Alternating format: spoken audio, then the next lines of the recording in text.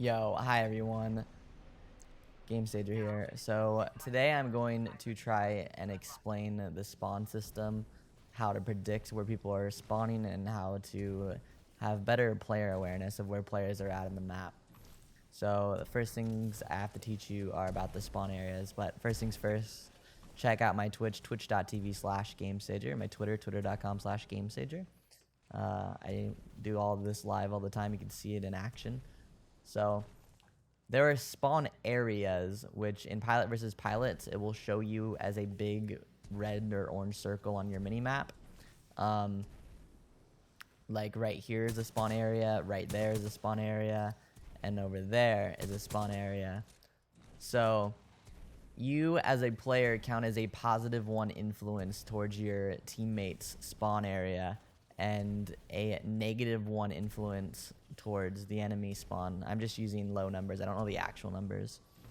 So say the spawn area is over here and they have 5 players alive in there, the enemy team.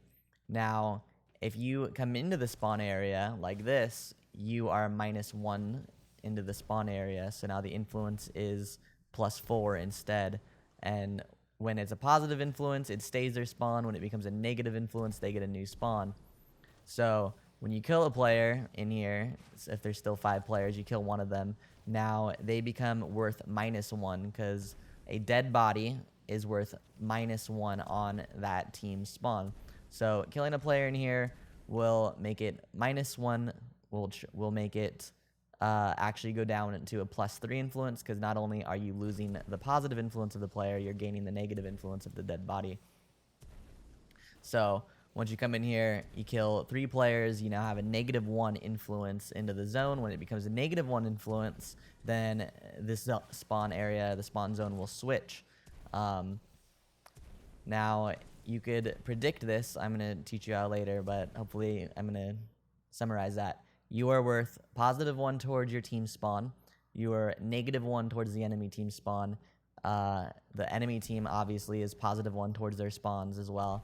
So when you kill an enemy player in their spawn, you are now creating a dead body. Dead bodies in the spawn are all worth -1 as well. So you lose the positive, you gain a negative. Basically every kill is -2 towards the positive influence of the spawn. Now, to predict where they're going to spawn next, once you understand all of that, once you understand when it's going to change, you could reasonably predict where it's going to change to.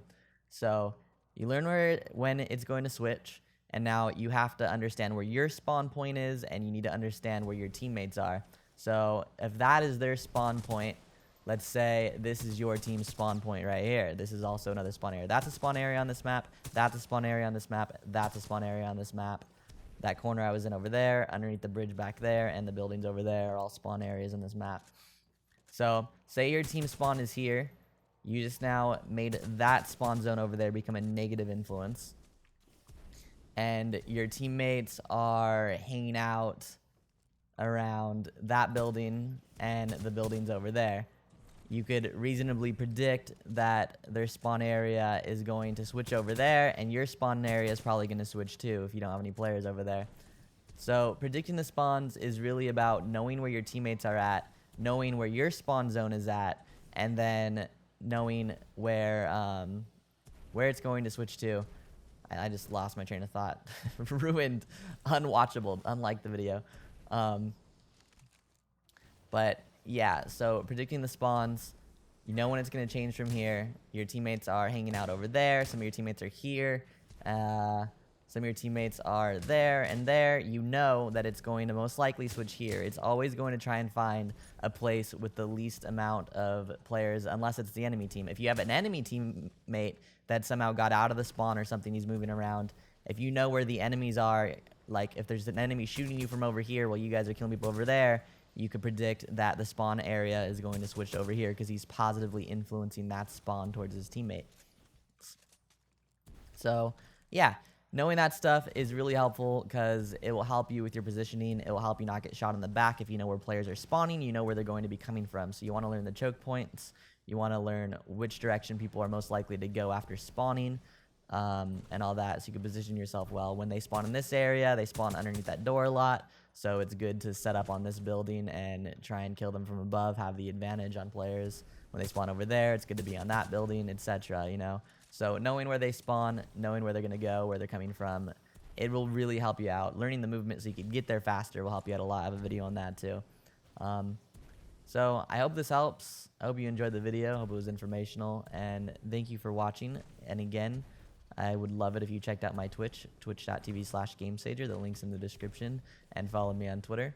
I stream all the time. And I'm going to make some more advanced tutorials later. So bye.